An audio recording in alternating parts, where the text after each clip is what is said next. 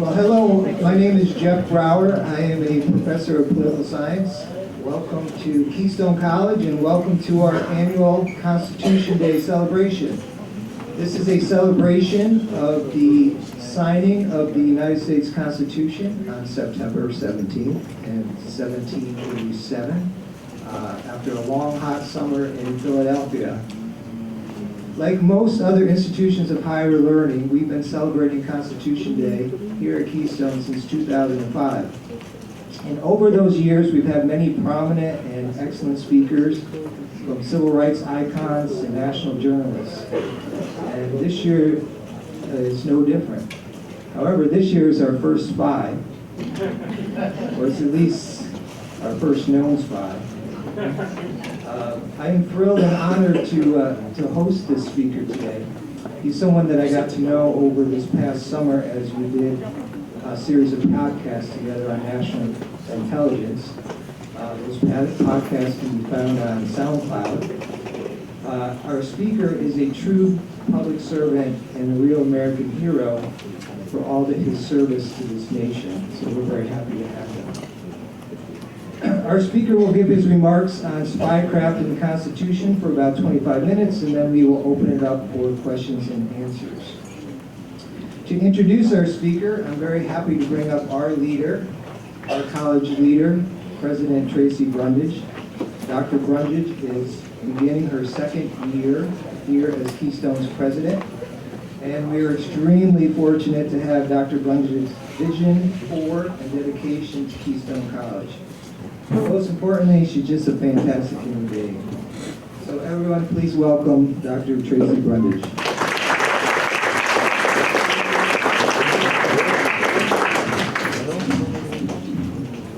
Thank you, Jeff, and good afternoon, everyone.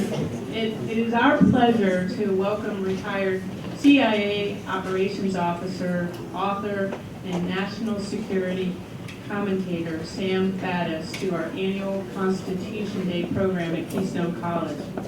Mr. Faddis, a resident of nearby Clifford, Pennsylvania, is a retired CIA operations officer, published author, and national security commentator.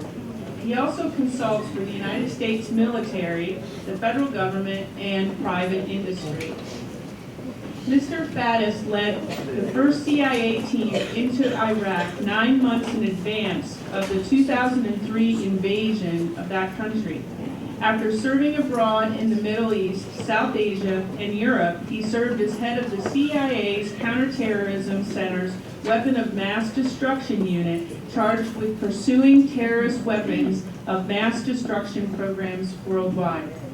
He has run large organizations, worked across the U.S. intelligence community and the Department of Defense, and has been involved in national security matters at the highest levels of government. Prior to joining CIA, Mr. Faddis was a U.S. Army Armor and Judge Advocate General officer and then served as an Assistant Attorney General for the state of Washington. A graduate of Johns Hopkins University and the University of Maryland Law School, Mr. Faddis is a frequent contributor in a variety of national news organizations and has appeared on major news networks, including CNN, Fox News, Frontline, and the History Channel. He is the author of Beyond Repair, The Decline and Fall of the CIA, and Willful Neglect, The Dangerous Illusion of Homeland Security. Mr. Faddis' books will be available for sale, and he will be available for book signing as well. Ladies and gentlemen, please welcome Sam Faddis.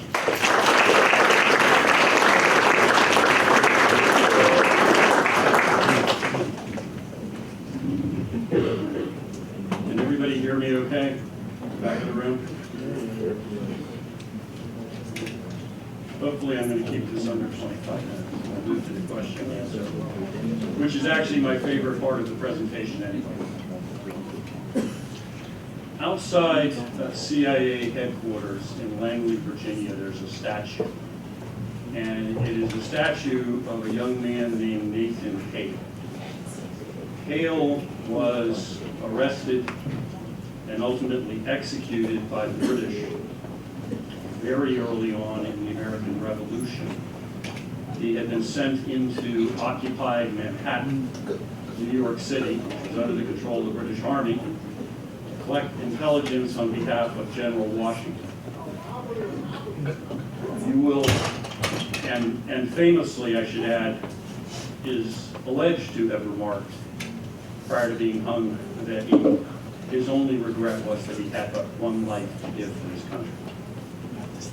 You will often hear in CIA, particularly in the Directorate of Operations, which is sort of the heart and soul of CIA, comments from the men and women there to the effect that, you know, they should have found a better example of a guy to build a statue to outside CIA headquarters than a guy who got himself caught on his first mission and hung.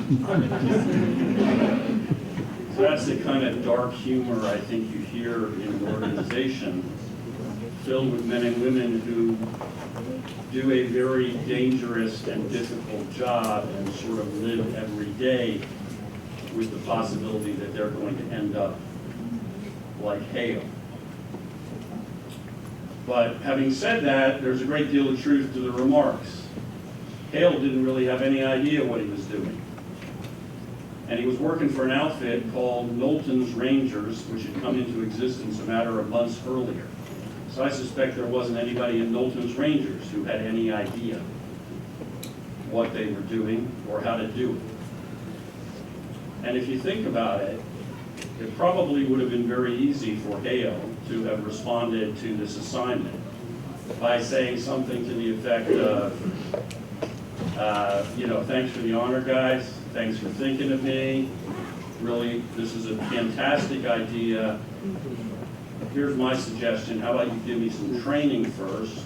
How about we figure out what the heck we're doing? How about we come up with a plan that might work? And by the way, a plan for getting me out when I'm compromised. And then in 6 months or a year, we'll give this a whirl, right? Hale was a Yale grad. He was a school teacher. That's what he'd been doing prior to the revolution. He was no dummy. But he didn't do any of that. And it wasn't because he didn't know what the odds were. In fact, I suspect that if you'd asked Hale as he was about ready to go into Manhattan what the odds were, that he was going to come back alive, he probably would have told you less than 50% chance you're ever going to see me again. But he went anyway. And he did it because he understood precisely what was going on, what the moment in history was, and where we were as a nation, if we could even call us at that point in history a nation. The British were in Manhattan because they had just defeated George Washington decisively. In fact, they came within a hair's breadth of completely encircling his army and snuffing out the entire revolution really before it ever got started. To say we're hanging on by our fingernails at this point in time, I think, is to exaggerate our chances of success. We're about a moment away from this whole thing being a failed enterprise. So there isn't any time for anybody to say, yeah, but, or maybe later, or let's think about this. And it's either we're going to ante up and we're going to go all in, or we're done before we ever even get a chance to go do anything really. So he went, and he paid with his life for his commitment to the cause. So that kind of attitude, that kind of ethic is not something that we've consigned to the dustbins of history. That's something that has come with us in the intelligence business down through the centuries in defense of the Republic. We know Harriet Tubman, right, as a conductor on the Underground Railroad. She was born an enslaved woman on the Eastern Shore of Maryland, subjected to amazing cruelty, in fact having her skull fractured on one occasion from a beating that she received that caused her problems and almost epileptic type seizures for the rest of her life. She manages to get out, she makes it across the Mason-Dixon, she gets to Pennsylvania. We're told she went back south of the Mason-Dixon at least 13 times to bring other people out, knowing full well that if she's caught, she's done. What we maybe don't know so much is that when the Civil War started, Harriet Tubman went to work for the Union. The Union occupied the coastal areas of South Carolina very early on in the war and operated from there for the duration. And they freed a large number of slaves in that area. And Tubman went to South Carolina and worked with the Union forces. She ran what we would call intelligence operations, acquiring intelligence not just from freed slaves, but from inside rebel-controlled territory. She also participated directly in what we would call now special operations, raids into Confederate territory to acquire intelligence and free thousands of more people. Now, she did all of that at a time when the formal policy of the Confederate States of America was, if you are black and you are caught in Union uniform or helping the Union in any fashion, you are dead. A white soldier gets the benefit of the laws of war. He can be a prisoner of war and potentially be returned to his home. If you're black, you're killed, effectively on the spot, which they did in large numbers, by the way, to capture black soldiers and other individuals helping the Union. Despite that, she was down there conducting those kind of operations for the duration of the war. World War II, Frederick Mayer. Frederick Mayer is a German-born Jew. His father, in fact, fought for Germany in the First World War. And early on in the Third Reich, after Hitler came to power, Frederick's mother and father were smart enough to see the handwriting on the wall. And they said, it's time to get out. And they fled, fleeing ahead of the Holocaust, survived, made it all the way to the United States, started a new life. Second World War heats up, the United States goes into the war against Germany, Italy, and Japan. Frederick Mayer volunteers to join the United States Army. And once he's in the Army, he volunteers again to join the Office of Strategic Services, the OSS, predecessor to today's CIA. 1945, he's selected to be the leader of a team of OSS operatives who were jumping in, parachuting in to German-occupied Austria to collect intelligence from behind enemy lines. Now, I want you to pause for a moment, and I want you to visualize that moment in time in the pitch black when Frederick Mayer standing in the door of a plane, getting ready to jump into the Third Reich as a Jew, jumping into the place where they are massacring other Jews by the millions, herding them into gas chambers and killing them. And this guy puts on a uniform and jumps back in. So if there is a definition of courage that is more stark than that, I have no idea what that would be. That team operated behind enemy lines for months. In fact, one of the most successful missions in OSS history. Mayer, at one point, lived for a big chunk of that time in a German officer's barracks, masquerading as a German officer and pulling that off every day. Eventually, the mission is compromised. Mayer gets captured. Mayer is taken away. He's being hideously tortured by the Gestapo. About the point where he's going to be executed, the U.S. Army begins to approach Innsbruck, Austria, where he's being held. The German commander of all the forces around Innsbruck figures this is over. He has Mayer brought out of his cell, cleaned up, dressed in clean clothes, feeds him dinner, and then surrenders to Frederick Mayer. So when the U.S. Army arrives on the doorstep of Innsbruck to begin the assault, they're met not by gunfire. They're met by a German staff car flying a white flag with a German soldier driving, and Frederick Mayer, Sergeant U.S. Army in the back seat, who says, in effect, relax guys, I got this. They already surrendered to me. This is a whole German army that has surrendered to a Jewish sergeant. So these are historical examples, but let me bring this to the present day because this is not something that has gone away. My last field command before I retired from CIA was as chief of station, which means head of all CIA operations in the country. chief of station in a Middle Eastern country that shall remain nameless. There were large numbers of American troops on the ground, servicemen and women on the ground in this country. And there was also an active al-Qaeda presence. And in particular, a cell that was planning a whole series of mass casualty attacks on American forces, bombing attacks. The idea of hitting locations where servicemen and women were known to congregate and killing hundreds, if not thousands, of Americans. What these guys didn't know, as they were planning this and formulating it over the course of months, was that one of the folks who's sitting at the table with them the entire time is working for the Central Intelligence Agency. It's a source for CIA, and everything they do and decide is reported to the agency probably faster than most of the people in the network know on their side, because there is a source recruited for us sitting there.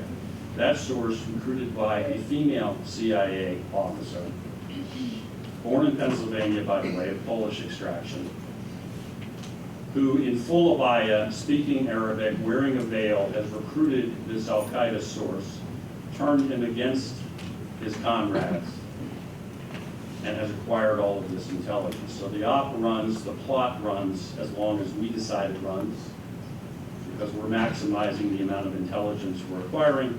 When they get ready to start pushing buttons, every single guy gets picked up off the street, everybody goes to jail, no bombs go off, nobody gets hurt, nobody comes home in a flag-draped car. All because of one person, one lady, with guts, doing her job. The Constitution that we're here to talk about today is a piece of paper.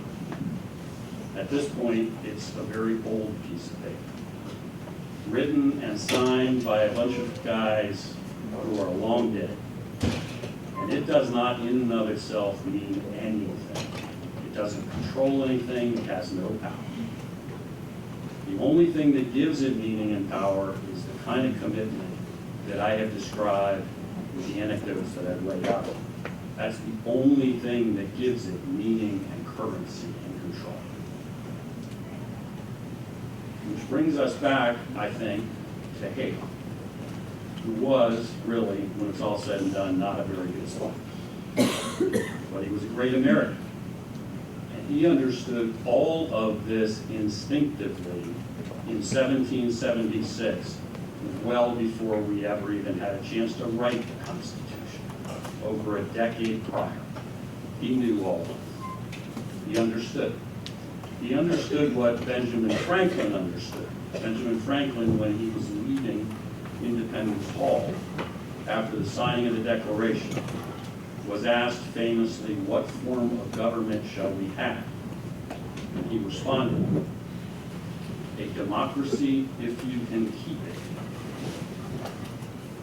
And that is, I think, the challenge to us all, not just intelligence people, special operations people, military people, every American, every day, to keep that democracy, to be worthy of those that have come before us, and to give the Constitution meaning.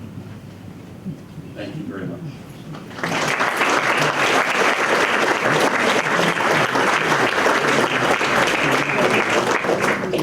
Okay, so we're happy to open it up for questions. Sam has given us plenty of time for questions, which is excellent. Who wants to be the first to ask a question? Of course, all the way over there. Come on.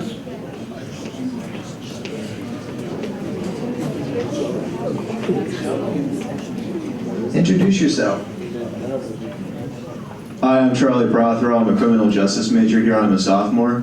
What would be the CIA and the Special Operations Command relationship you would describe in the War on Terror?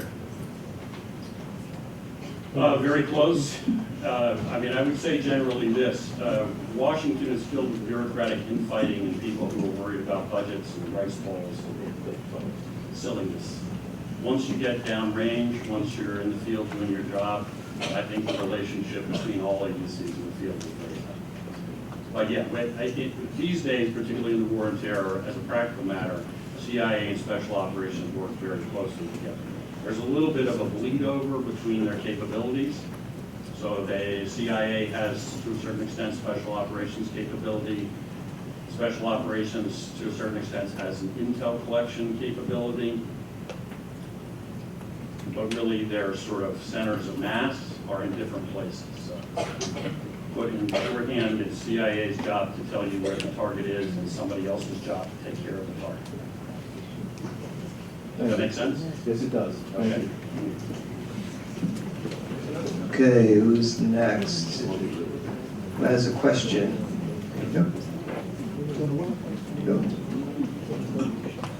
Thank you. Tom Williams. Thank you for your service to the country.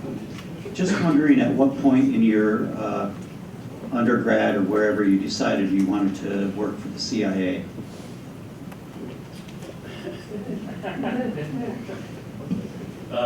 Okay, so here's the real story. The real story is I got out of the Army, and by that point I had become I started as a combat arms officer. By that point I was a JAG officer, which is an Army lawyer. I got out, I was working as a lawyer for the state of Washington. Really, I was doing that to pay the bills. I mean, it's an important job. It was not the job I wanted to be doing. I was bored out of my mind. In those days, job openings were circulated on what we called pieces of paper.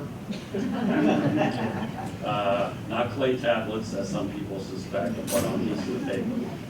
I subscribed to a number of monthly job board listings. I received one from a local law school. There was an ad placed by the clandestine service of the Central Intelligence Agency. As silly as it sounds, I read the ad and I thought, that is what I was going to do. I would not be bored. So that's how it happened. Well, there got to be like all kinds of questions. Yes, ma'am. Paula Mercury. Just with the modern complex situation, Iran, things going on now in Persian Gulf, it seems from a lay person's point of view that we wouldn't really actually, our friends and foes would always be in flux. I guess the question is, how does the CIA authenticate that, and is there really, are there definitions of friends and foes, or are they truly in flux with the various players and actors in the region? So you're talking about from CIA's perspective? How do they identify? I mean, there's so many, it seems to me, as the news goes through, What the public hears anyway, is that one day a country is an ally, and then later down the line they may not be an ally.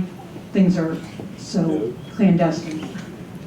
Right. Well, so in CIA speak, any other intelligence service that you interact with is referred to as liaison. We would call that a liaison service, as opposed to the days when we didn't have liaison with KGB. They're clearly not a liaison service. From CIA's standpoint, there's no such thing as a friendly liaison service.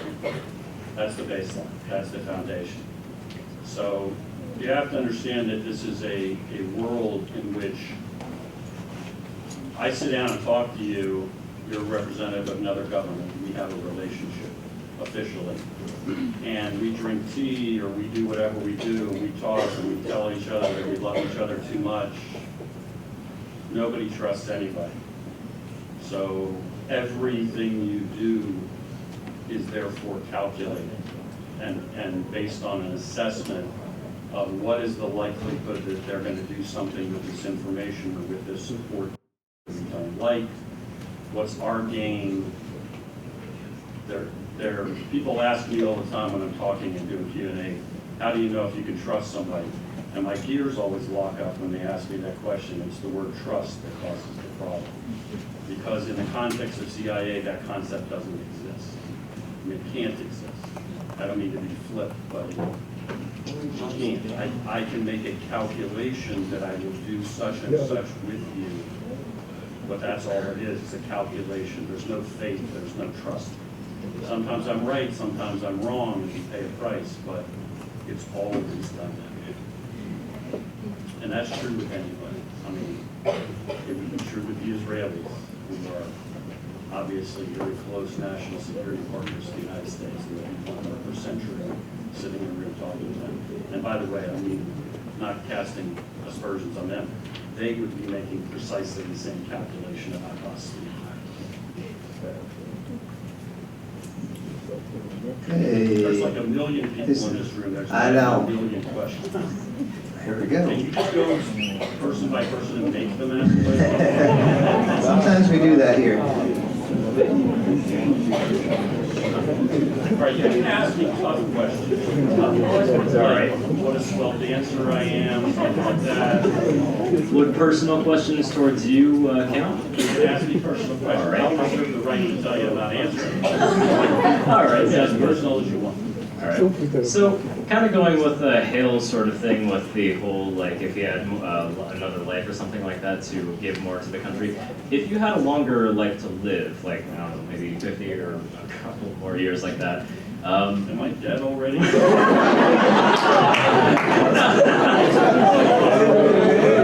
nothing like that.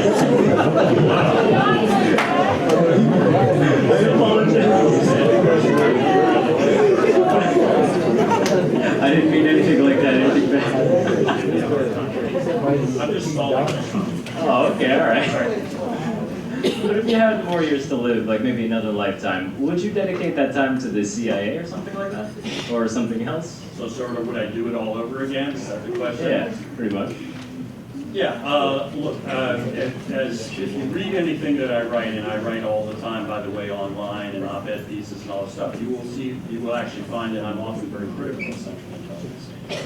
Not in the sense that I question its reason for existing, and not in the sense that I question the dedication of men and women in it, but I often do question senior leadership and policy decisions that are made. So I'm on record doing that, but I don't think there is an agency in the federal government that is more important when it comes to national security. Right? We live in an age where a bunch of guys with some rudimentary stuff you can buy online in an apartment can cook up bubonic plague, and if they can figure out how to weaponize it effectively, start killing people by the thousands. And that's not dime novel or science fiction, that's real. So the only thing that's going to protect you from that is knowing that they're getting ready to do it and stopping it before it happens. Not cleaning up after, I mean, you can clean up afterwards. So critical. I would also say that when you're on the street and you're doing the job and Washington, D.C. shuts up for a little while, it's the best job.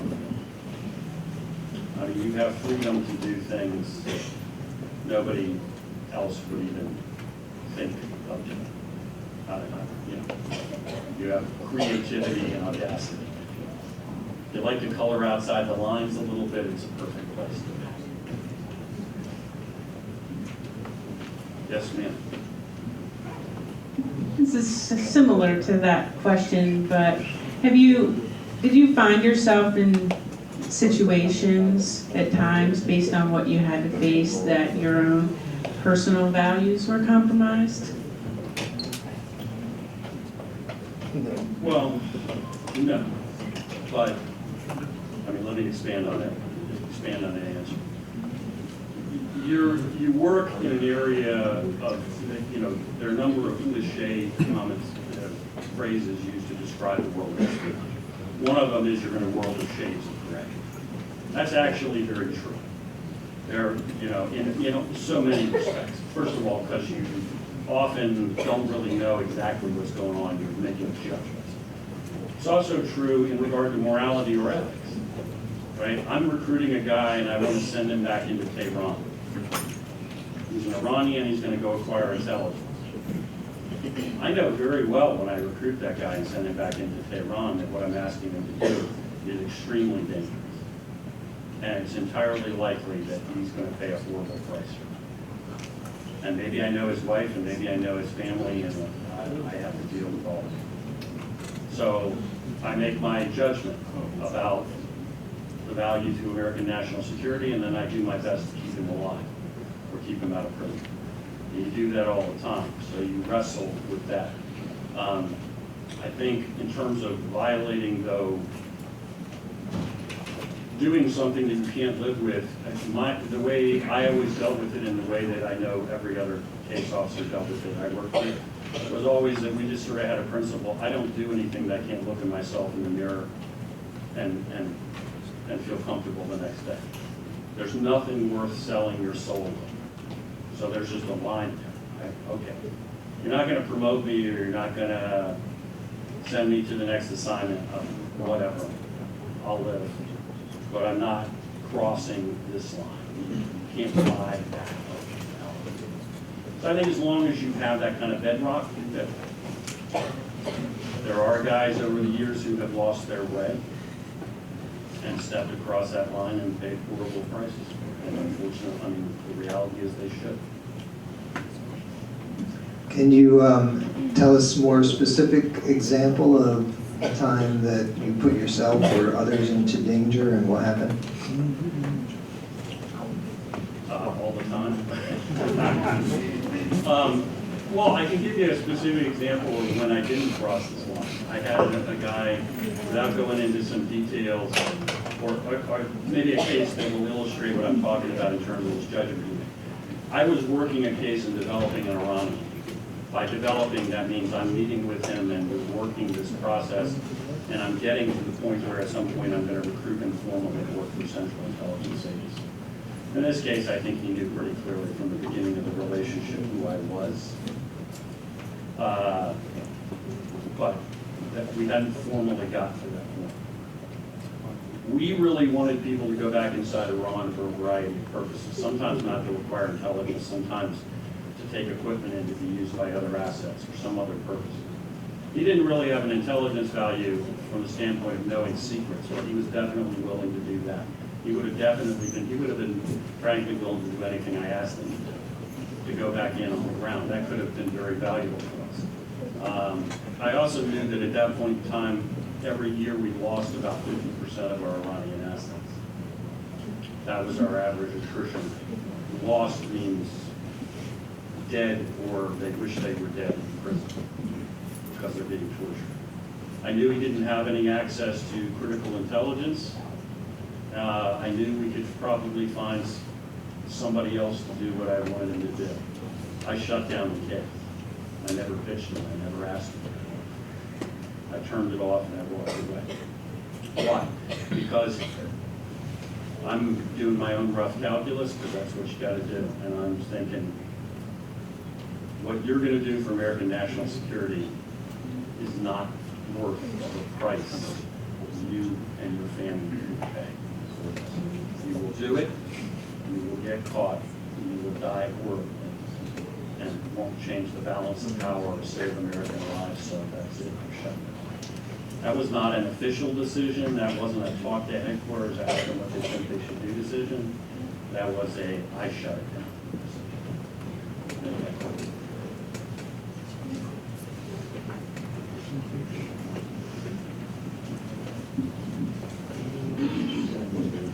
So, out of retirement, like what other hobbies do you do?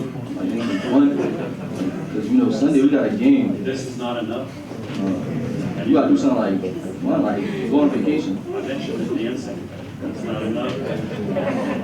What are my hobbies? Well, first of all, I'm sort of semi-retired. I still run a company with my wife, who, by the way, is also a spy. She's smarter than me, much better looking than me, and she's much better at her job. So my entire career, I sum up this Operation Cocaine. I follow her around, try to take credit for what she does. I still run a business, and basically what we do is we train personnel, private industry, government, to do what we used to do. I do a lot of writing, I do a lot of speaking. I got another book coming out in the spring. I write for a bunch of magazines. I travel a lot. What else do I do? Try to fix up my house that I just moved into 4 months ago that nobody's been living in for 4 years. Try to keep track of my 4 kids. Read a lot. I don't know. Lift weights when I have time. I should run too, but I'm lazy and my knees hurt, so I stopped doing that.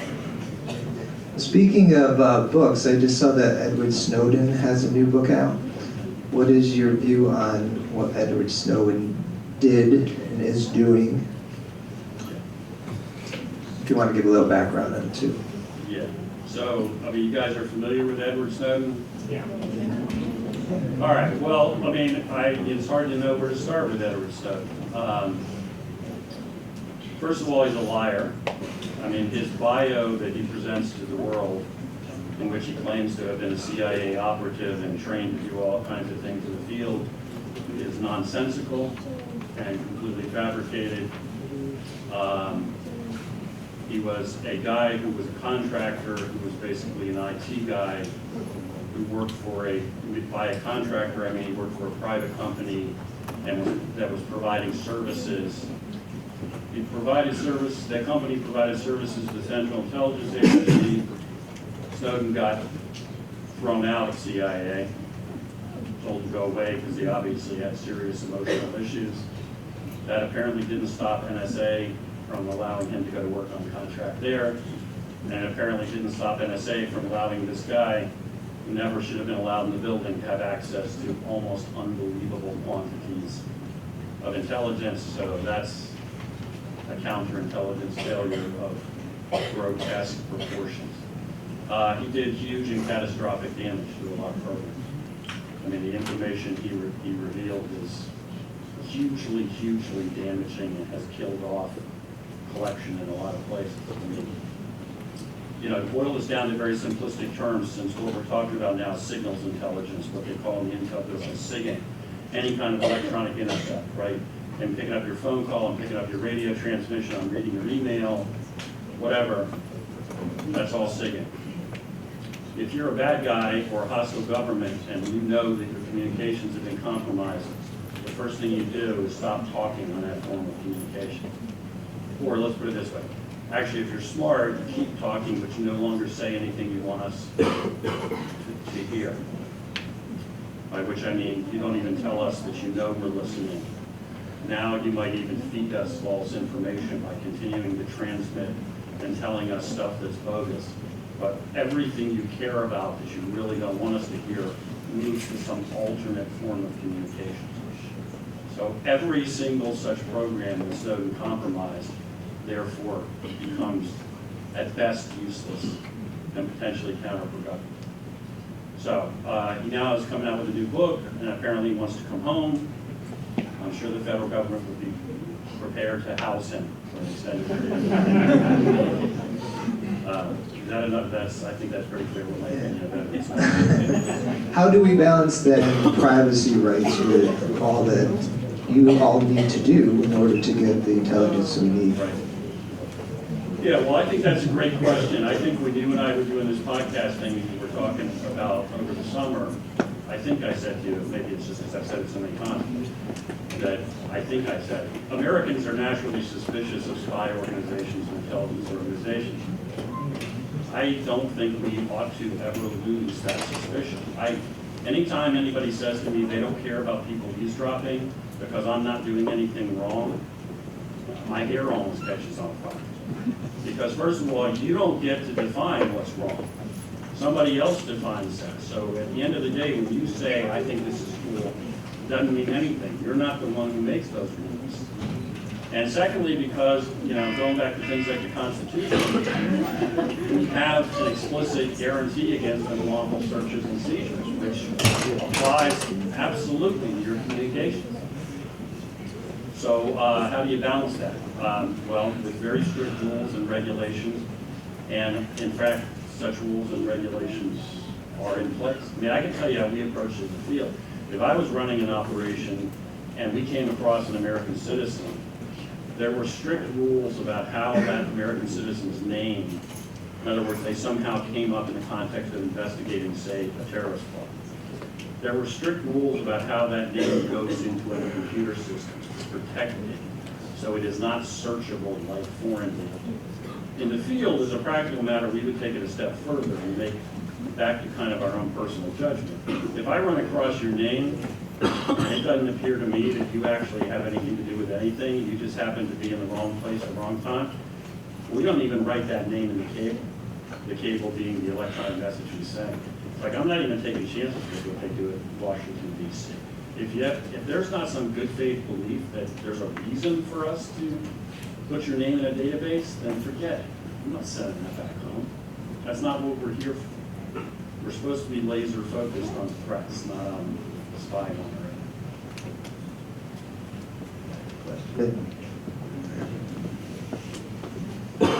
I don't know if you can answer this, but since Neither do I. okay, this is kind of a weird question, but since the experiences you had and the positions you worked and you being in the military, have you ever had a chance to witness Area 51?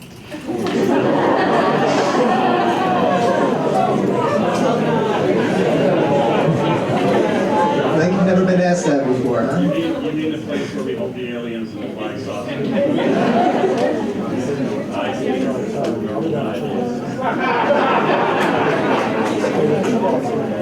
The short answer is no, I haven't been to Area 51. Area 51 is a real place. I don't think there are any aliens or flying saucers there. There is a lot of classified U.S. government work on aircraft that is highly protected. You know, there are a number of U.S. government programs that over the years, just to go off on a tangent, that have kind of led, in my opinion, to the creation of some of these myths. So, for instance, before, in the Cold War, before we had spy satellites that would zoom, just float around from space and take all these pictures, we actually had a program as a government for a long time where we put cameras on balloons, high altitude balloons. You get them up high enough to wind streams that are constant and moving in fixed directions, and float them over the Soviet Union and snap pictures, and then retrieve the cameras on the other side of the Soviet Union and recover the film. I can imagine how that sounds like a great way to take pictures, like just randomly drifting over the Soviet Union, snapping pictures from 30,000 feet, 60,000 feet, hoping that you've caught their secret base at a critical time. Obviously, when satellites came along and other means came along, that went away. Those things sometimes, particularly when they're being tested, came down. It came down in the United States. You can imagine what happens when the balloon that's supposed to be at 60,000 feet with the super spy camera, at least super wide 1950s technology, crashes in the middle of New Mexico. A whole bunch of government guys show up and cordon off the area and pick up all the remains because this program doesn't exist, and tell everybody around the area to shut the hell up, nothing happened here, and they go away. And 80 years later, you still got people swearing that a flying saucer crashed because the government provided no coherent explanation and wanted them to pretend like nothing had happened. So in that absence, you fill the gap with stories. In southwest Pennsylvania, there was a Soviet spy satellite that crashed and plowed up a big part of, I think, Somerset County. Came in over Pittsburgh, huge fireball, crashed, plowed up the ground. What happened there? A whole bunch of government guys showed up in vehicles, told everybody to stay away, picked up all the remains, said there's nothing to see here, and vanished into the night. So to this day, you can go on the internet and read all about the flying saucer that crashed in southwestern Pennsylvania. At some point in this process, the government probably should have figured out that they were doing more to generate rumors and they were to quell them by this approach. Apparently they didn't. I can't think of a harder job than being sent in to undercover to a dangerous, possibly terroristic country and trying to get information. And I'm wondering, how did you find people like that? And did you train them? Did you advise them? Like, what was the process like? You're talking about the CIA officers who do it, or the sources we recruit? Anybody. Both. Well, I mean, in terms of case officers are kind of, average Americans refer to people that work in the CIA that conduct operations as CIA agents. That's not a term that CIA uses. CIA refers to those people as operations officers or case officers. So when I started slipping into CIA speak and talking about case officers, that's what I'm talking about, what you might call operators, whatever. Where do they come from? You know, they're a really eclectic group. What do they have in common? They got to be reasonably intelligent, obviously not super bright, or I would be. Physically fit, but she's not really talking about Olympic athletes. They have to be curious. They have to be able to assimilate a lot of data really fast.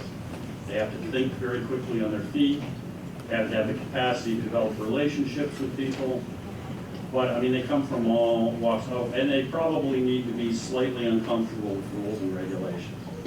Not so uncomfortable that they can't follow the CIA's own rules, because then they'll get themselves in trouble. But the kind of people that don't, I mean, if I asked a case officer in any station in the world to tell you what the regulations are on anything within CIA, he'd look at you like you had 3 heads, like, I don't know, I've never read any of our regs. Who cares? They don't think like that. On the other hand, you can't be somebody who's just going to go marching off, doing your own thing, breaking the U.S. law. Finding sources, and by that I mean typically foreigners that work for us. I mean, that is the bread and butter of what a case officer does. That's the #1 thing you do. I mean, before we get to covert action, anything else, that's what you do. That's why you exist, to recruit spots.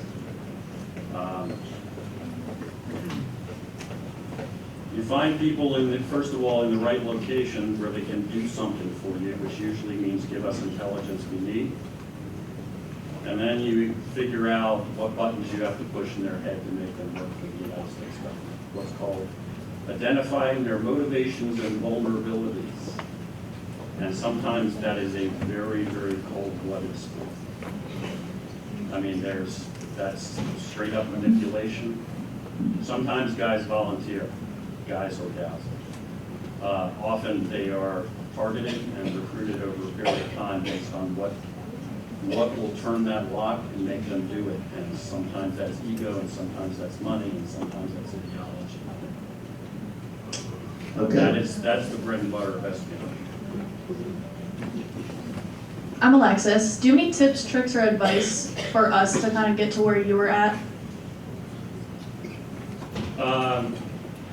Well, get a good education. Get as broad of experience as you can. So if you can travel, do so. Learning foreign languages is helpful.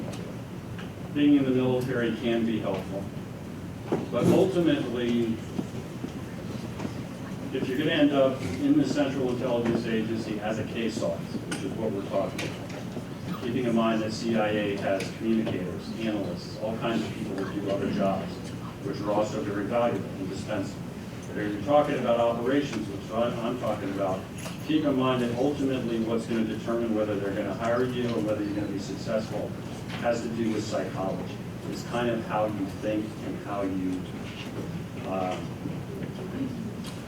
it's sort of the way you're wired, I guess, if to be shorthand. I mean, if you're not already sort of wired to have the capacity to analyze somebody, figure out what motivates them, and then figure out how to use those motivations to get them to do something, I can't really teach you that. I mean, if you have that ability already, we can definitely make you better.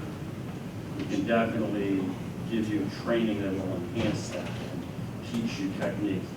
But if that's not your thing, if you don't have that capacity to analyze other people, or if you're just not into doing that, if the process of manipulating somebody is going to bother you, then there's nothing we can do. And honestly, that business of manipulation is a massive deal for case officers. A lot of case officers leave the service because that whole thing where they're going to convince somebody to do something that is dangerous, ultimately they can't, in the trade you say they can't pull the trigger. They can't pitch somebody. It's like, no, that's too much. I don't want that baggage on me. What if this guy gets killed 2 weeks from now? What if this guy's in prison 10 years from now because of it? I can't handle it, don't want to handle it. That's probably the #1 reason why officers quit. Is that an answer? So along with that, we've all watched Hollywood movies. Probably a question you get asked all the time, right? All the time, right? So all the gadgets and disguises and shootouts and all that, how accurate is all that? Just exactly dead on. It's like a documentary. I should say, before I answer your question in a serious fashion, that my favorite show about intelligence work is Burn Notice. Have you ever watched Burn Notice? It's off the air now. Why? Because it bears no resemblance whatsoever to anything remotely resembling intel work, but it's just great fun. I mean, and I love the way, what's the guy's name, the protagonist, he always does this monologue, he's narrating the action. I remember one episode where he was talking about, when being pursued by hostile gunmen, don't shoot directly back at the vehicle because the bullets will hit the engine block and be deflected. Fire at the pavement and they will skip up through the floorboards. And my wife and I were watching that, and we were like, wow, all this time I thought the objective was to avoid getting into gunfights driving at 100 miles an hour down the street in Miami, and now I realize they should have been shooting at the pavement all the time. No, I mean, they're horribly inaccurate. I mean, a spy's job, here's the way I always try to get, since we do a lot of training we still train a lot of intel folks, train a lot of military folks, and I try to get across to them the psychology of being a spy. And I use this analogy. You know, what's the difference between a con and a smash and grab job? Right? I mean, I can, if I steal from you, I might steal from you some very large quantity of whatever, but you're aware that I stole it. In a con, the essence of a con is when you're all done, I stole everything from you, and you don't even know what just happened. And actually, if I did it right, you never know what happened. You don't even realize that I conned. That's the whole point. It's not break into a place, break open a safe, steal everything that's inside. It's defeat all the alarm systems, defeat the safe, take everything in the safe out, copy everything that's in the safe, put it all back in the safe, reset the safe, get out the door, reset all the alarms, so when everybody comes to work the next day, you stole everything they have and they don't even know anything happened. That's the essence of the business. It's being invisible, it's not being detected. So virtually every movie, beginning with, you know, Bond, James Bond movies, is like 180 degrees out. Movies that are, a movie that's halfway decent. You guys ever seen Spy Games? That's the title, with Brad Pitt and Redford. Okay, the part where they invade China at the end is a little wacky, but there is a lot of discussion, basically dialogue between Redford and Pitt in that movie, where the essence of the psychology of what it means to conduct operations is actually particularly the part where Redford is, Pitt is in East Berlin, and Redford tells him to kick the asset out and get back across the line into West Berlin and cut him away.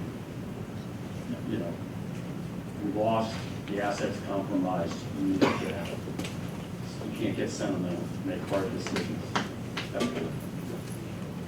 Was that an answer to your question? Yes, and what about the disguises? Yeah, so we really use disguises sometimes. They're a pain in the butt. But I have definitely used this, particularly when you're dealing with assets, sources that are very hostile, and you're concerned that they're working for somebody else, and you don't want to be able to have them go away and give you an accurate physical description. Like I say, sometimes it gets silly. I had a source once who was a member of a terrorist organization, a woman. We met with her sometimes 2 or 3 times a week, and about a year into this, me and this other guy who've been going into disguise every time. This is in the days when I put gray in my hair. It makes me look older. She starts nitpicking my disguise, because she obviously, she's better than we are at this game. So she's telling me that I glued on my mustache because I didn't have a beard in those days in a slightly different place.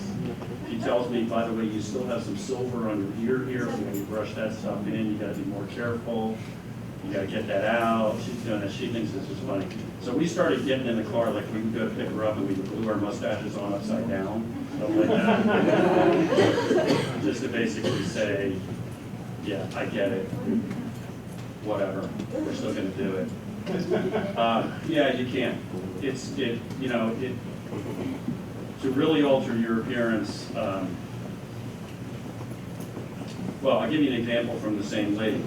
This lady, when we picked her up and we met her, we picked her up in a car, and because we weren't clear necessarily whose side she was on in this whole conflict, we would put what's called counter surveillance on the point we pick her up. We put a team in to watch the whole area before she showed up and be there and make sure that she hadn't brought company.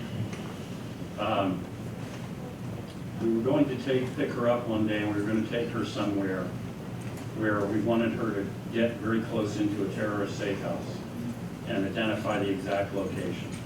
And she was very worried that some of her comrades were in the area, didn't want to be compromised. So she wanted to be in disguise even in the car when we drove by the target. So this lady was very much an anarchist chick. She was a black t-shirt, black jeans, black boots, straight hair, almost goth type appearance. And that's the way she looked all the time, like she was getting ready to pick up an AK, go to war. I'm waiting to go pick her up, and we keep hearing from the counter surveillance team, well, she's not there, she hasn't showed up. This is a team that's been working the same operation for close to a year, so they know her on site just about as well as I do. And they keep telling me she's not here, she's not here, she's not here. It's like 20, 25 minutes past the time I'm supposed to pick her up. So I can tell you right now, straight up, if you end up in the CIA, the answer in this equation is, since we're worried about her setting us up, if she's not standing on the X waiting for us, that might be a very bad thing. So the first thing we definitely don't do is now roll down to where she is into the danger zone to pick her up anyway. So having said that, so you guys are clear, what I did was I told the driver to roll down and pick her up anyway because I didn't think the counter surveillance team. Why? Because I just knew her and I knew she was psyched about what we were going to do that day. It was very hard for me to believe that she wasn't there. We rolled down. A woman gets up off a park bench at this park where we're picking her up. Looks nothing like our asset. Very upscale lady dressed in a pantsuit that looks like it's silk with big gold jewelry, high heels, and the whole shtick. She's walking toward the car. We look at her. The driver looks at her. I say, we're just staring. That's clearly not her. And then I don't even know why. I say to the driver, stop. That's her. And he says, he looks over and he knew her as well as I did. He said, that's not remotely like our woman. He said, trust me, that's her. She comes over, she gets in the car. First thing she does, of course, is chew my ear off and want to know why the hell she was sitting for 25 minutes waiting to be picked up, how incompetent we are, all that kind of junk. All she'd done was go buy basically costume, jewelry, and cheap. I mean, it wasn't silk, it was whatever. But what she knew about disguise is it's not just about gluing on a mustache or changing the color of your hair, it's changing your whole profile. She knew exactly what she looked like. That she was an anarchist, that's what she was, really, a Marxist-Leninist. So she transformed herself into a wealthy woman in that culture. And an entire team of professionals staring right at her didn't even for a second consider what that was. So that's really, when you're talking about disguise, that's the essence of it. It's like I've done training exercises in Baltimore where I'm running students on the street. I want to go out and hang out and see how they're doing what I tell them to do. So I dress up as a street person. Because what? Because all they've seen me do is stand around the podium like this, wearing a blazer and a tie or a button-down shirt anyway, and that's the way I roll out of bed. So now I got a hood pulled over my head and I'm shuffling along and I'm wearing some old sweats, and they don't even look quite so cool because I'm not in the category that I stand right next to them. I haven't really done anything super dramatic. Just All right, well, unfortunately, we are out of time. I know there's a lot of good questions. Please help me in thanking Sam Faddis for his expertise. Dr. Bendridge has a gift for him. I'm sure Sam will stay after for a little bit to answer further questions, and thank you all for coming. And don't be late to your 2 o'clock classes.